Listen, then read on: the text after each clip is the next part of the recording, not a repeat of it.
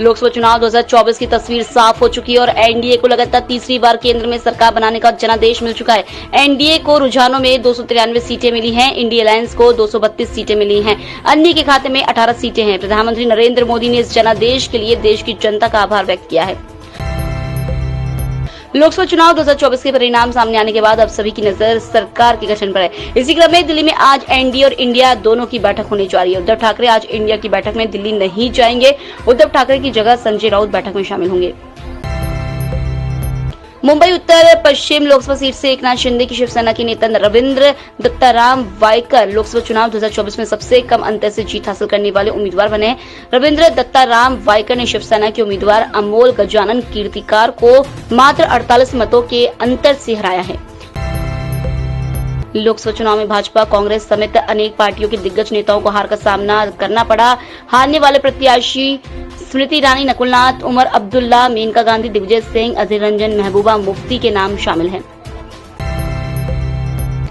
देश में भले ही एक बार फिर मोदी सरकार बनने जा रही हो, लेकिन बात अब शायद पहले जैसी नहीं होगी। अब पीएम मोदी के सामने कई बड़े चैलेंज होंगे। एनडीए को 543 में से 293 सीटें मिली हैं, बीजेपी को उसमें सिर्फ 240 सीटें मिली हैं, जबकि उम्मीद 300 पार की थी। बीजेपी के पास अब बहुमत नहीं है। इसमें एनडीए के सारे सरकार बन तो जाएगी, लेकिन अब चुनौतियां भी काफी बढ़ गई हैं।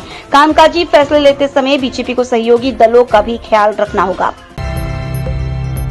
लोकसभा चुनाव के नतीजे सामने आ चुके हैं और बीजेपी के कई मंत्रियों में एक बार फिर से अपनी अपनी सीटों पर जीत हासिल की है।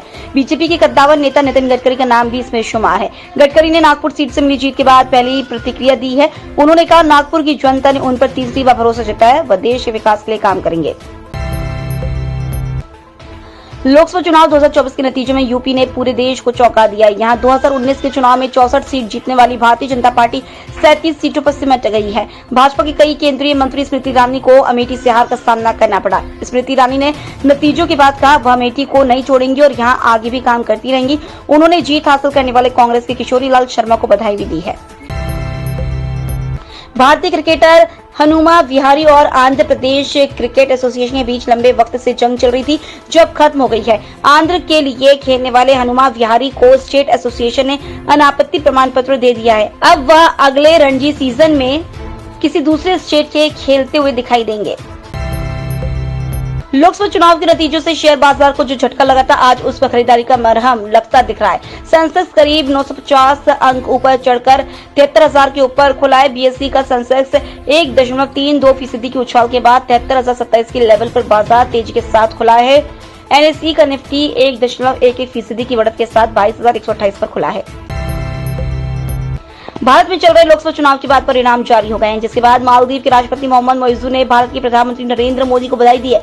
वैसे तो दुनिया भर से बधाई संदेश आ रहे हैं, लेकिन मोइजू का बधाई संदेश खास है, क्योंकि मोइजू ने चुनाव जीतने के लिए मालदीव में आउट इंडिया कैंपेन चलाया था।